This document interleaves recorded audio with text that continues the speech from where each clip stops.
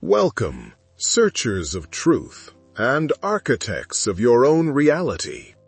What if I told you that the few minutes right before you fall asleep aren't the end of your day, but the true, sacred beginning of your new creation? What if I told you there exists a divine laboratory, a workshop accessible only in that twilight state between waking and sleeping, where you can literally forge your financial destiny? A place where you can impress your will directly upon the formless substance of the universe, and finally build the life of freedom you were always meant to live. Many of you have tried. You've recited affirmations until your voice was hoarse. You've created vision boards. You've tried to visualize wealth with so much effort it gave you a headache. And yet, you wake up the next morning and the 3D world, the world of shadows, screams its same old, tired story of lack. The student loan balance hasn't budged. The 9-to-5 grind is still waiting. The feeling of being stuck is still there.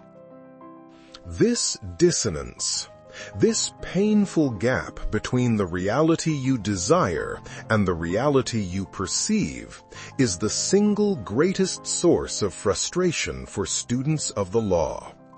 It's the reason so many feel the American dream is broken. You've been told to work hard, but hard work alone hasn't given you the freedom you crave. You feel like you're doing everything right, but nothing is changing. You're trapped in the rat race, and your frustration is growing because you know this law is true, but you just can't seem to make it work. Here is the truth. Your conscious mind is a stubborn gatekeeper. It is the guard at the tomb. When you are wide awake, stressed from your day, every attempt to affirm, "I am wealthy," is immediately shut down by this guard, who shouts back, "No, you're not. Look at your credit card bills. Look at your tiny apartment." Trying to manifest from this state of conscious anxiety is like trying to plant a seed on hardened concrete. The failure is not in the law. The law is impersonal and unchanging. The failure is in your approach. You have been trying to change the effect, your bank account, your job, while the cause remains completely undisturbed.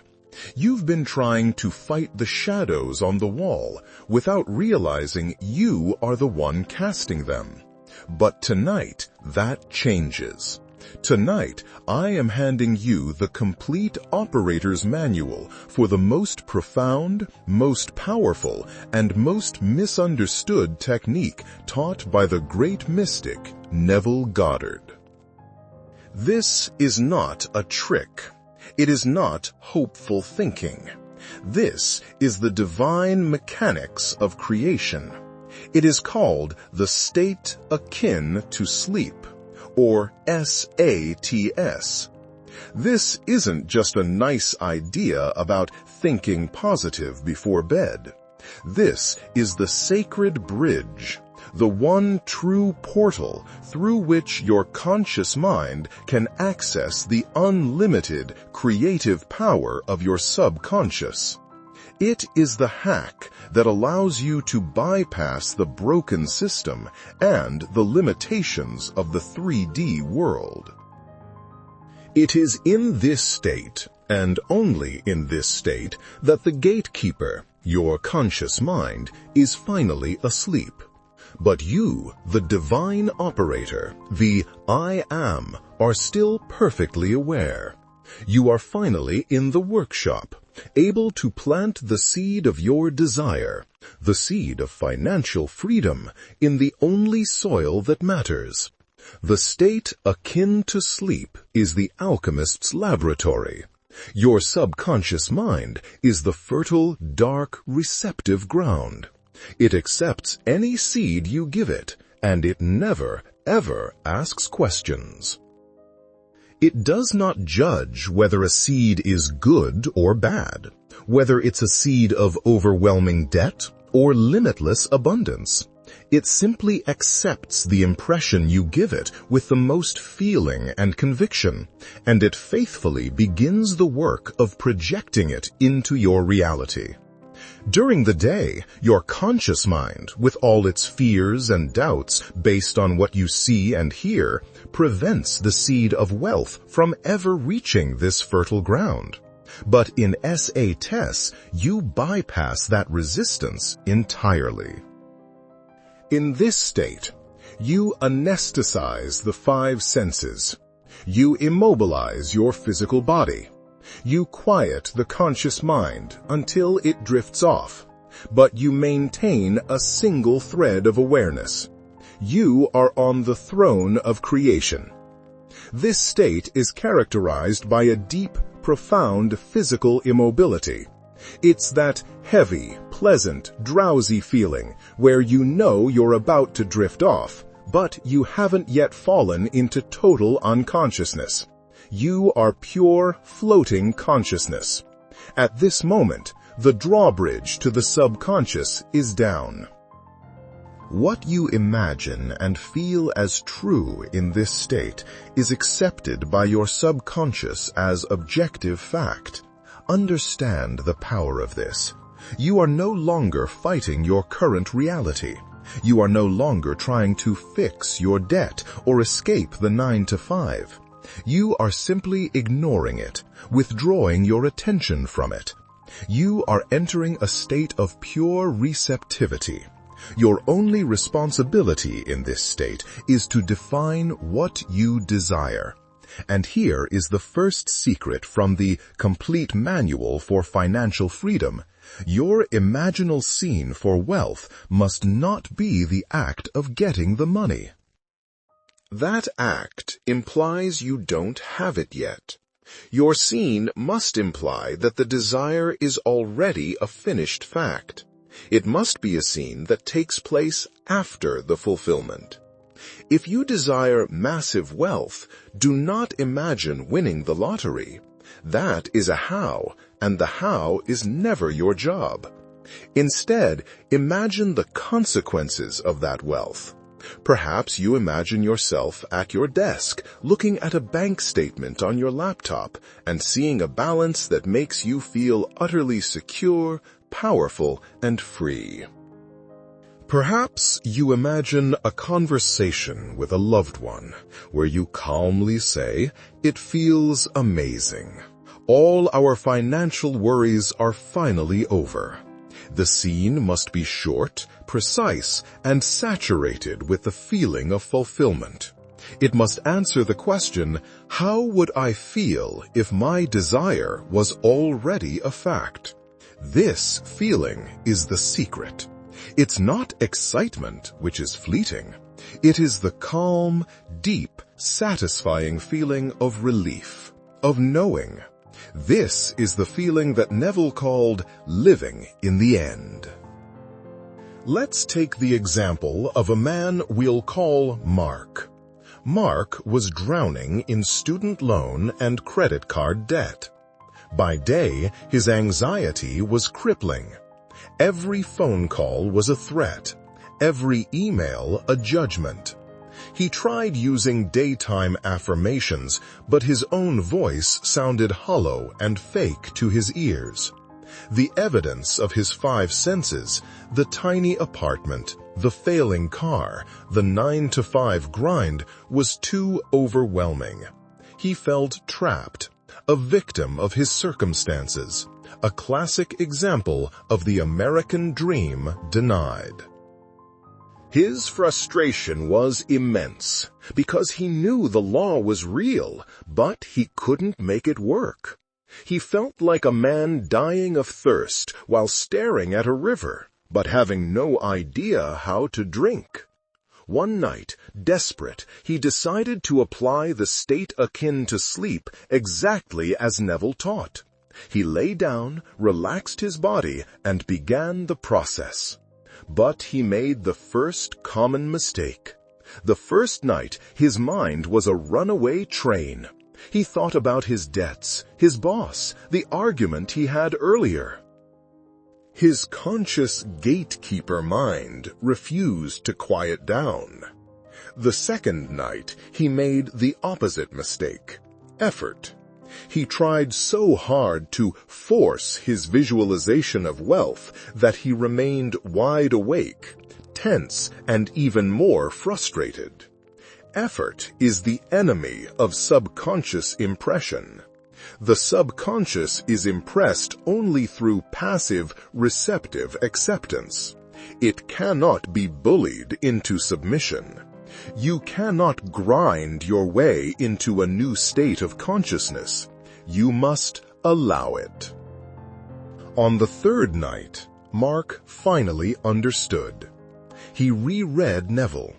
The secret was not in trying, but in allowing. He didn't have to force the scene. He just had to gently fall into it. That night, he focused first on relaxation. He lay down and imagined a warm, heavy sensation starting at his feet and slowly moving up his body like warm water. He relaxed his ankles, his calves, his knees.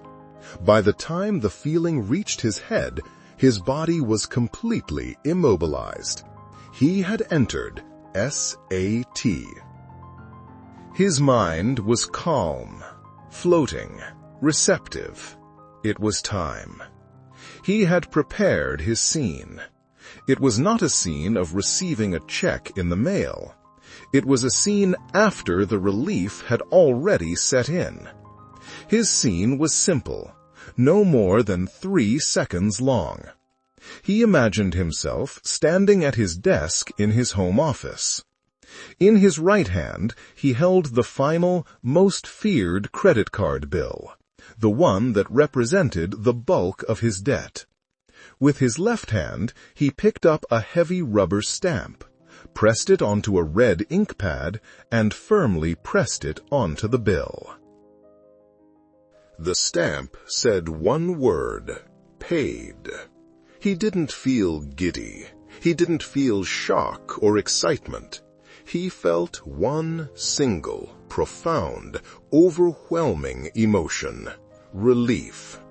He felt the crushing weight lift off his shoulders. He felt the first free, easy breath he had taken in months. He felt the quiet, profound stillness of "it is done." That was his scene. In that drowsy, receptive state, Mark looped that imaginal act over and over. Stamp, paid, relief. Stamp, paid, relief. He didn't force it. He allowed it. It was like a gentle, comforting rocking motion.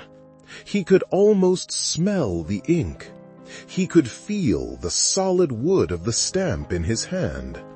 Each time, the feeling of relief deepened. His body was still. His conscious mind, the gatekeeper, was asleep. But he, the I am of Mark, was fully awake in his creative act.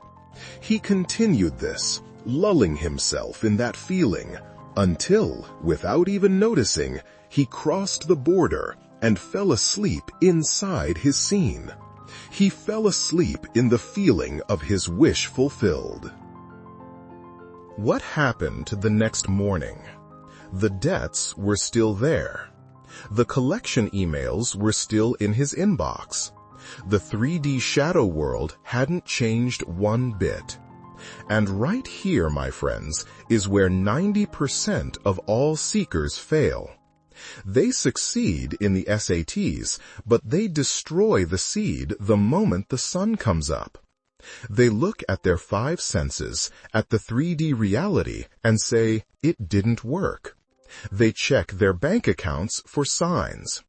And with this single act of doubt, This return to the old state of consciousness, they dig up the very seed they so lovingly planted just hours before.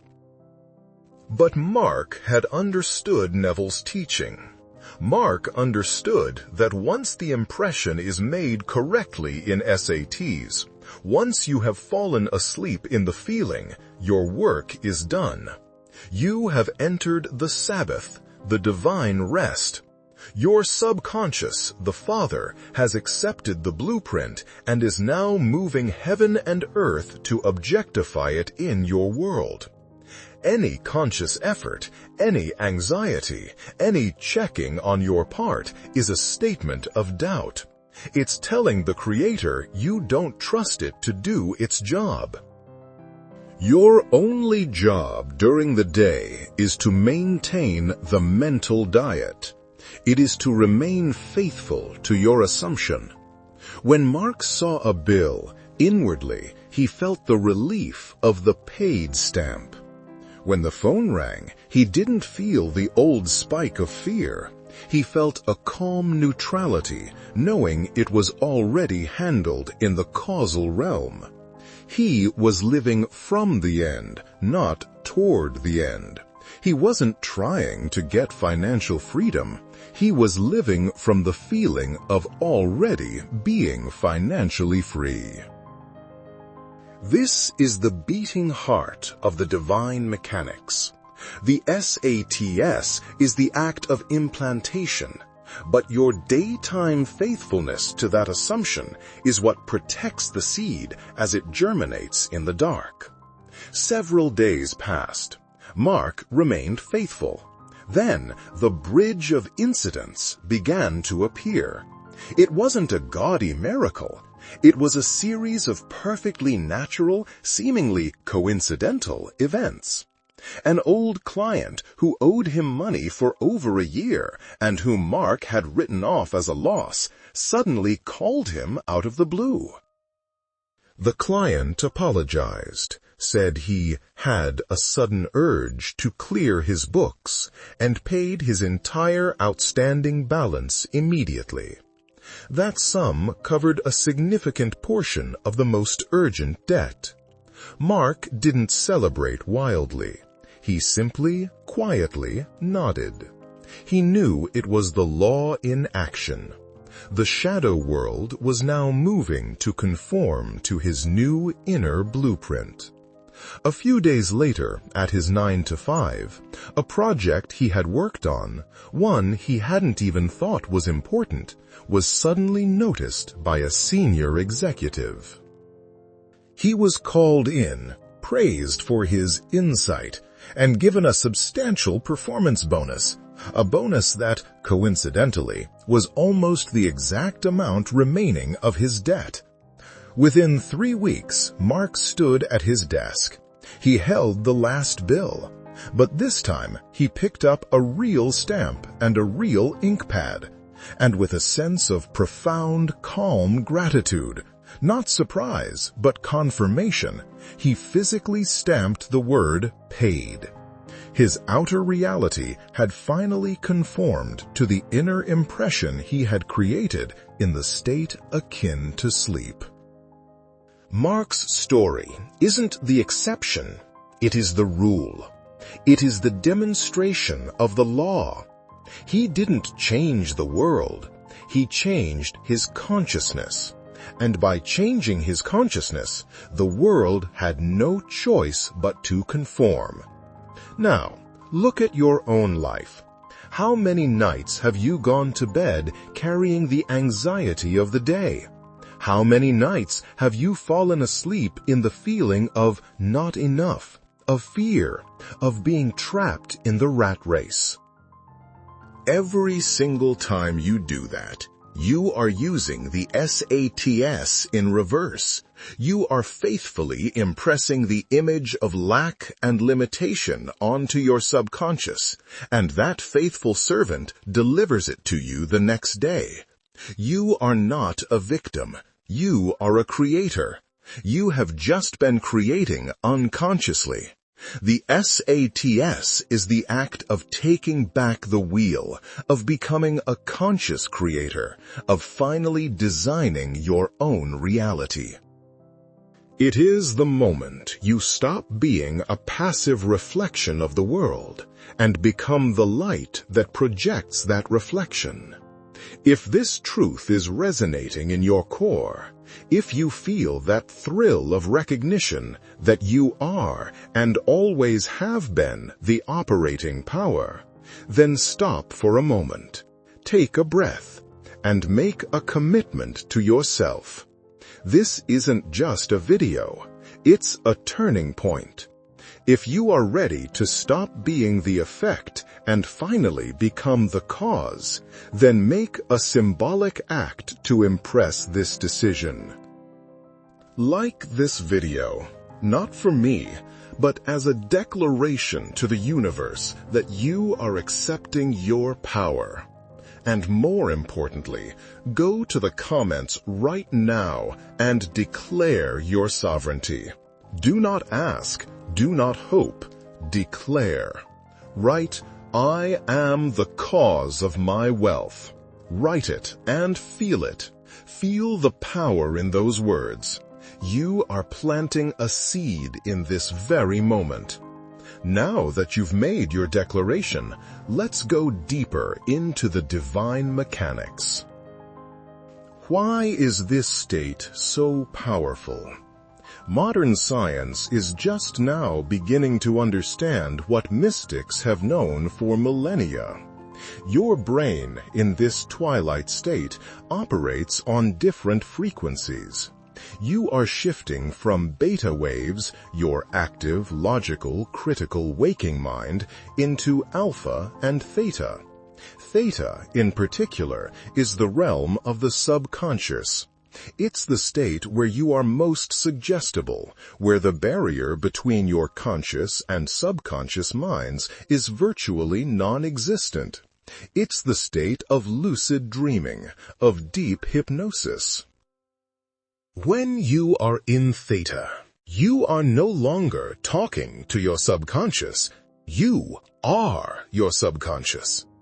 The words, "I am wealthy," spoken in this state, are not an affirmation. They are a decree. They are accepted as absolute, undisputed truth. Your subconscious has no sense of humor. It cannot distinguish between an experience imagined in S.A.T.S and an experience lived in the 3D world. If you felt it as true in that state, it happened. Period. And since its only job is to project the sum total of your beliefs as your objective reality, it will immediately begin to rearrange the world of shadows to conform to this new inner truth. Now, let's cover the common errors that prevent S.A.T.S from working, because this is the complete manual. Error number 1, as we saw with Mark, is effort. The moment you try to visualize, you have left S.A.T.S and snapped right back into beta. Effort implies friction. It implies you are trying to make something happen, which presupposes that it hasn't happened yet. The S.A.T.S is a state of allowing. The imaginal act must be effortless, like a controlled daydream you are gently guiding. If you feel tension in your forehead, stop. Relax. The second error is falling asleep too fast. Many lie down, start their scene, and are in total unconsciousness before the impression is made. Remember, Neville taught to fall asleep in the feeling, not just after thinking about it. You must loop the imaginal act over and over, like a lullaby, until that feeling, relief, gratitude, security, saturates your entire being. That feeling must be the last conscious state you carry with you into deep sleep. If you fall asleep thinking of bills, you've impressed bills. The third error is the wandering mind. You're in S.A.T.S, you're stamping your bill, and suddenly your mind jumps to what you need at the grocery store. This is normal. The error isn't the wandering, it's your reaction to it. If you get frustrated, "Damn it, I can't focus," you create effort and pop out of the state. The correct technique is gentle. The moment you notice your mind has drifted, calmly, with no judgment, you just bring it back. You gently guide it back to the loop. Stamp, paid, relief. The fourth and most critical error is choosing the wrong scene. Your scene must be the perfect capsule of your wish fulfilled. If your desire is wealth, don't imagine a suitcase of money appearing. That's a how, and it generates shock, not fulfillment. You want the feeling of normalcy. Imagine a scene that could only happen after you became wealthy. For a woman we'll call Elena, who wanted financial independence to start her own business, her scene was standing in her new office, feeling the sun on her face, smelling the new paint, and touching the glass door with her company logo on it. She felt the security. For another, Richard, who just wanted freedom from the 9-to-5 he hated, his scene was even simpler. He imagined standing on a beach on a Tuesday morning at 11 a.m. He could feel the sun, hear the waves, and feel the overwhelming, profound feeling of freedom. He would look at his watch and think, "I have nowhere I need to be." This feeling of freedom, looped in S.A.T.S, had to objectify itself. The secret is to condense. Your scene must be a single, short, repeatable act that implies fulfillment. This repetition is crucial. It's not about forcing, it's about generating the feeling. The first time you loop it, you may feel nothing. But by the 10th, the 20th time, as you are sinking deeper into drowsiness, the scene begins to feel real. You start to truly feel the relief, the security, the freedom. It's like starting a fire. The scene is just the striking of the match, but the feeling is the flame. Once the flame is lit, you can throw the match away. The feeling is the secret, always.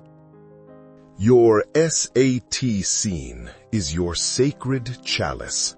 The feeling of the wish fulfilled is the divine wine you pour into it. Your subconscious doesn't care about the chalice, it drinks the wine. It doesn't register the scene, it registers the feeling the scene generated. When you fall asleep saturated in that feeling, you have performed the alchemical act. You have impressed the Father. And now your work during the day begins. This is the mental diet. This is where you protect the seed. You will wake up and the 3D world will look identical. The bills will still be there. The 9-to-5 will still call. Your 5 senses will scream that nothing has changed. And you must make a choice. Will you believe your senses, which only show you the dead past? Or will you believe your imaginal act, the one true creative reality? You must give the mirror time to reflect your new face. Your mental diet is this. You refuse to be hypnotized by the shadows. When you see a contrary bill, you look at it with calm indifference, knowing this is just an echo of the old state. My real reality is the one I created. It is done.